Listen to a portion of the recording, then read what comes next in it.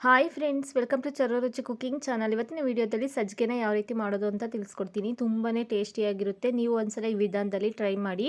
ದೇವರ ನೈವೇದ್ಯಕ್ಕೆ, ಹಬ್ಬಗಳಿಗೆ ಈ ರೀತಿ ಮಾಡ್ಕೊಳ್ಳಿ. ತುಂಬ ಟೇಸ್ಟಿಯಾಗಿರುತ್ತೆ. ಹಾಗೆ ಈಸಿಯಾಗಿ ಮಾಡ್ಕೊಳ್ಬೋದು. ಮೊದಲಿಗೆ ನಾನಿಲ್ಲಿ ಒಂದು ಕಡಾಯಿ ತೊಗೊಂಡಿದ್ದೀನಿ. ಕಡಾಯಿ ಬಿಸಿ ಆದಮೇಲೆ 1 ಸ್ಪೂನ್ ಆಗೋಷ್ಟು ತುಪ್ಪನ ಸೇರಿಸ್ಕೊಳ್ತಾ ಇದ್ದೀನಿ. ತುಪ್ಪ ಬಿಸಿ ಆದಮೇಲೆ ದ್ರಾಕ್ಷಿ ಮತ್ತು ಗೋಡಂಬಿನ ಹುರ್ಕೊಳ್ಬೇಕು. ತುಪ್ಪ ಬಿಸಿ ಆದಮೇಲೆ ಹುರ್ಕೊಳ್ಬೇಕು. ಈ ರೀತಿ ಹಾಕ್ಬಿಟ್ಟು ಲೋ ಫ್ಲೇಮಲ್ಲಿ ಅಥವಾ ಮೀಡಿಯಮ್ ಫ್ಲೇಮಲ್ಲಿ ಈ ರೀತಿ ಕಲರ್ ಚೇಂಜ್ ಆಗೋವರೆಗೂ ಸ್ವಲ್ಪ ಹುರ್ಕೊಳ್ಬೇಕು. ತುಂಬಾ ಸುಲಭವಾಗಿ ಮಾಡ್ಕೊಳ್ಬೋದು. ಒಂದು 10ರಿಂದ 15 ನಿಮಿಷದೊಳಗಡೆ ಎಲ್ಲ ಮಾಡ್ಕೊಳ್ಬೋದು. ನೆಕ್ಸ್ಟ್ ಇವಾಗ ನಾನು 1 ಕಪ್ ಆಗೋಷ್ಟು ಚಿರೋಟಿ ರವೆನ ತೊಗೊಂಡಿದ್ದೀನಿ. ಬೇಕಿದ್ರೆ ಇನ್ನೂ ಸ್ವಲ್ಪ ತುಪ್ಪನ ಸೇರಿಸ್ಕೊಂಡ್ಬಿಟ್ಟು ಘಮ ಬರೋವರೆಗೂ ಹುರ್ಕೊಳ್ಬೇಕು. ರವೆ ಹುರಿಬೇಕಾದ್ರೆ ಯಾವತ್ತೂ ಮೀಡಿಯಮ್ ಫ್ಲೇಮಲ್ಲೇ ಇಟ್ಕೊಂಡು ರವೆನ ಹುರ್ಕೊಳ್ಳಿ. ಹೈ ಫ್ಲೇಮಲ್ಲಿ ಇಟ್ಟರೆ ಎಲ್ಲ ಸೀದೋಗುತ್ತೆ.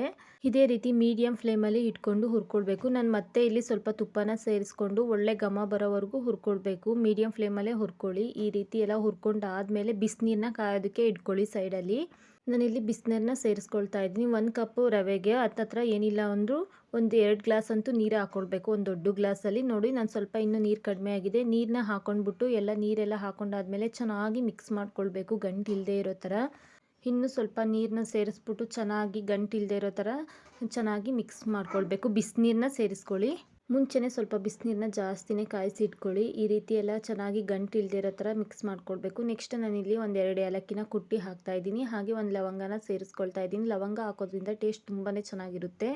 ನೆಕ್ಸ್ಟ್ ನಾನಿಲ್ಲಿ ಸ್ವಲ್ಪ ಯಾವುದೇ ಸ್ವೀಟ್ ಮಾಡಲಿ ಸ್ವಲ್ಪ ಉಪ್ಪನ್ನ ಸೇರಿಸ್ಕೊಳ್ಳಿ. ಇದೆಲ್ಲ ಚೆನ್ನಾಗಿ ಒಂದ್ಸಲ ಮಿಕ್ಸ್ ಆದಮೇಲೆ 1.5 ಕಪ್ ಆಗೋಷ್ಟು ಸಕ್ಕರೆನ ಸೇರಿಸ್ತಾ ಇದ್ದೀನಿ. ಅದೇ ಕಪ್ಪಲ್ಲಿ 1 ಕಪ್ ಸಕ್ಕರೆ ಹಾಕೊಂಡು ನಿಮಗೆ ಸ್ವೀಟ್ ಬೇಕು ಅಂದರೆ ಸ್ವಲ್ಪ ಜಾಸ್ತಿನೇ ಸಕ್ಕರೆನ ಸೇರಿಸ್ಕೊಳ್ಳಿ. ನಾನು 1 ಕಪ್ಪು ಸ್ವಲ್ಪ ಸಕ್ಕರೆನ ಸೇರಿಸ್ಕೊಂಡಿದ್ದೀನಿ.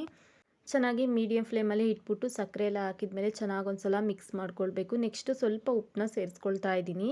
ಉಪ್ಪನ್ನ ಹಾಕ್ಬಿಟ್ಟು ಅಷ್ಟೇ ನೀಟಾಗಿ ಒಂದ್ಸಲ ಚೆನ್ನಾಗಿ ಮಿಕ್ಸ್ ಮಾಡ್ಕೊಳ್ಳಿ. ಇದನ್ನು ಚೆನ್ನಾಗಿ ತಿರುತ್ತಾನೆ ಇರಬೇಕು, ಇಲ್ಲ ಗಟ್ಟಿ ಆಗುತ್ತೆ, ಇಲ್ಲಾಂದರೆ ತಳ ಹಿಡಿಯುತ್ತೆ. ಹಾಗಾಗಿ ಚೆನ್ನಾಗಿ ಮಿಕ್ಸ್ ಮಾಡ್ತಾನೆ ಇರಬೇಕು. ಸ್ವಲ್ಪ ಮುಚ್ಚಿಟ್ಟು ಬೇಯಿಸ್ಕೊಳ್ಬೇಕು. ಸ್ವಲ್ಪ ರವೆನೆಲ್ಲ ಚೆನ್ನಾಗಿ ಬೇಯಬೇಕಲ್ಲ, ಹುರಿದಿರ್ತೀವಿ, ಆಲ್ಮೋಸ್ಟ್ ಬೆಂದಿರುತ್ತೆ. ನೋಡ್ತಾ ಇದ್ರಲ್ಲ, ಓಪನ್ ಮಾಡಿ ತೋರಿಸ್ತಾ ಇದ್ದೀನಿ. ಚೆನ್ನಾಗೆಲ್ಲ ಬೆಂದಿದೆ. ನೆಕ್ಸ್ಟ್ ಇದಕ್ಕೆ ನಾನು 1 ಸ್ಪೂನ್ ಆಗೋಷ್ಟು ತುಪ್ಪನ ಸೇರಿಸ್ಕೊಂಡು ಮತ್ತೆ ಇನ್ನೊಂದು ನಿಮಿಷ ಬೇಯಿಸ್ಕೊಳ್ತಾ ಇದ್ದೀನಿ.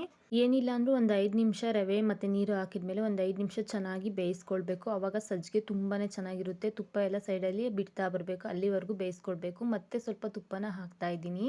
ತುಪ್ಪ ಇದ್ದರೆ ಸ್ವಲ್ಪ ಜಾಸ್ತಿನೇ ಹಾಕ್ಕೊಳ್ಳಿ, ತುಂಬಾ ಟೇಸ್ಟ್ ಕೊಡುತ್ತೆ. ಈ ರೀತಿ ತುಪ್ಪ ಹಾಕಿದ್ಮೇಲೆ ಚೆನ್ನಾಗಿ ಒಂದ್ಸಲ ಮಿಕ್ಸ್ ಮಾಡ್ಕೊಳ್ಬೇಕು. ಚೆನ್ನಾಗಿ ಒಂದು 5 ನಿಮಿಷ ಚೆನ್ನಾಗಿ ಬೇಯಿಸ್ಕೊಳ್ಬೇಕು. ಈ ರೀತಿ ನೋಡ್ತಾ ಇದ್ರಲ್ಲ, ಚೆನ್ನಾಗಿ ರವೆ ಬೆಂದ್ರೇ ತುಂಬ ಚೆನ್ನಾಗಿರುತ್ತೆ ಸಜ್ಜಿಗೆ ಮಾತ್ರ. ಫೈನಲಿ ಈ ರೀತಿ ಸಜ್ಜಿಗೆ ರೆಡಿ ಆಗ್ತಾ ಇದೆ. ಈ ರೀತಿ ವರಮಹಾಲಕ್ಷ್ಮಿ ಹಬ್ಬಕ್ಕೆ ಸಜ್ಜಿಗೆನ ಮಾಡಿ ತುಂಬಾ ರುಚಿ ಇರುತ್ತೆ. ಹಾಗೆ ಬಂದವರಿಗೆ ಪ್ರಸಾದನೂ ಕೊಡ್ಬೋದು ಮತ್ತು ನೈವೇದ್ಯಕ್ಕೂ ಮಾಡ್ಕೊಳ್ಬೋದು. ತುಂಬಾ ಟೇಸ್ಟಿಯಾಗಿರುತ್ತೆ. ನೋಡ್ತಾ ಇದ್ರಲ್ಲ, ಫೈನಲಿ ಈ ರೀತಿ ರೆಡಿಯಾಗಿದೆ. ತುಪ್ಪ ಎಲ್ಲ ಸೈಡಲ್ಲಿ ಬಿಡ್ತಾ ಬಂದಿದೆ. ನೆಕ್ಸ್ಟ್ ಪ್ಲೇಟಿಗೆ ಸರ್ವ್ ಮಾಡಿ ತೋರಿಸ್ತೀನಿ ಬನ್ನಿ. ಇಷ್ಟೇ ಸಿಂಪಲ್ಲು ಸಜ್ಜಿಗೆ ಮಾಡೋದು. ತುಂಬ ರುಚಿಯಾಗಿರುತ್ತೆ. ಬಾಯಲ್ಲಿ ಇಟ್ಟರೆ ಕರಗುತ್ತೆ, ಅಷ್ಟು ಚೆನ್ನಾಗಿರುತ್ತೆ. ಮಿಸ್ ಮಾಡದೆ ರೆಸಿಪಿನ ಟ್ರೈ ಮಾಡಿ. ಈ ವಿಡಿಯೋ ಇಷ್ಟ ಆಗಿದೆ, ವಿಡಿಯೋನ ಶೇರ್ ಮಾಡಿ, ಲೈಕ್ ಮಾಡಿ, ಕಮೆಂಟ್ ಮಾಡಿ, ಸಬ್ಸ್ಕ್ರೈಬ್ ಮಾಡ್ಕೊಳ್ಳಿ. ವಿಡಿಯೋನ ಸ್ಕಿಪ್ ಮಾಡದೆ ಕೊನೆವರೆಗೂ ನೋಡಿ. ಸಿಗೋಣ ನೆಕ್ಸ್ಟ್ ವಿಡಿಯೋದಲ್ಲಿ. Thank you for watching. Bye.